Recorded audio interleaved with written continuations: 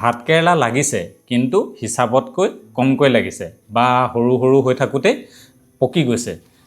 ৰখা নাই ভাতকেৰেলাবিলাক তেতিয়া গম পাব যে তাৰ পলিনেশ্যনটো ভাল ধৰণে হোৱা নাই মতা ভাতকেৰেলা আৰু মাইকী ভাতকেৰেলা গছৰ মাজত তাৰ ফুলৰ মাজত পলিনেশ্যনটো পৰাগ সংযোগটো ভালকৈ হোৱা নাই গতিকে আমাৰ প্ৰতি 5 জোপা মাইকী ভাতকেৰেলাৰ লগত এজোপাকৈ মতা ভাতকেৰেলাৰ প্ৰয়োজন হয় আৰু সেইমতে এই বছৰটো আপুনি যেনিবা পাৰে হৈ গ'ল কিন্তু অহা বছৰ সেইমতে যদি ৰুব বিচাৰে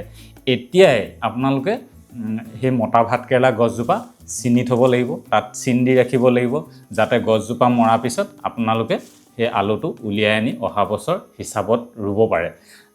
আৰু এতিয়া যদি চিন দি নথয় গছজোপা মৰি থাকিলেতো আপোনালোকে সেইটো চিনি নাপাব মতা ভাতকেৰেলা আলু নে মাইকী ভাতকেৰেলা আলু গতিকে এতিয়া চিন দি থ'ব আৰু সেইকাৰণে আজি ভিডিঅ'টোত মই আপোনালোকক দেখুৱাম যে আমি মতা ভাতকেৰেলা গছ আৰু মাইকী ভাতকেৰেলা গছ কেনেকৈ চিনিব পাৰি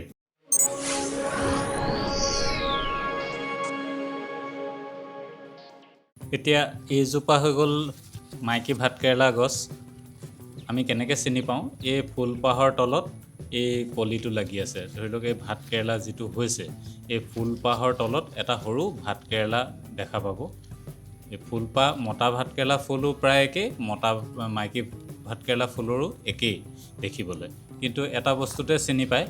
এই যিটো কলিটো এইটো যিটো ভাতকেৰেলা কলিটো এনেকৈ ফুলপাহৰ তলত ভাতকেৰেলা কলি এটা লাগি থাকিব ফুলপাহ প্ৰায় একেই কিন্তু ফুলপাহৰ তলত আপোনাৰ সৰুকৈ কলি এটা লাগি থাকিব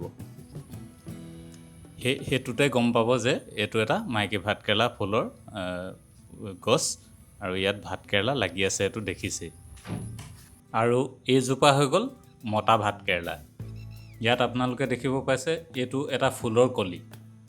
এই সেউজীয়া এইটো পাতৰ নিচিনা এইটো এটা ফুলৰ কলি ইয়াত ফুলপাহ প্ৰায় একেই মতা ভাতকেৰেলা ফুলপাহ মাইকী ভাতকেৰেলা ফুলৰ নিচিনা একেবাৰে একেই ভিতৰখনো প্ৰায় একেই কিন্তু ইয়াৰ তলত কলি নেদেখে ভাতকেৰেলাটো লাগি নাথাকে ইয়াৰ তলত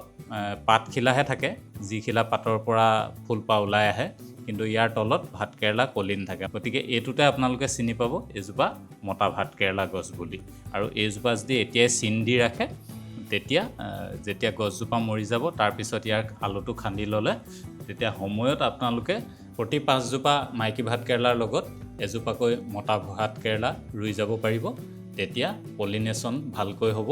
আৰু বেছিকৈ ভাতকেৰেলা লাগিব আজি ভিডিঅ'টো ইমানতে সামৰোঁ আৰু যদি কিবা জানিবলৈ বিচাৰে তেতিয়া মোক কমেণ্ট কৰি সুধিব ধন্যবাদ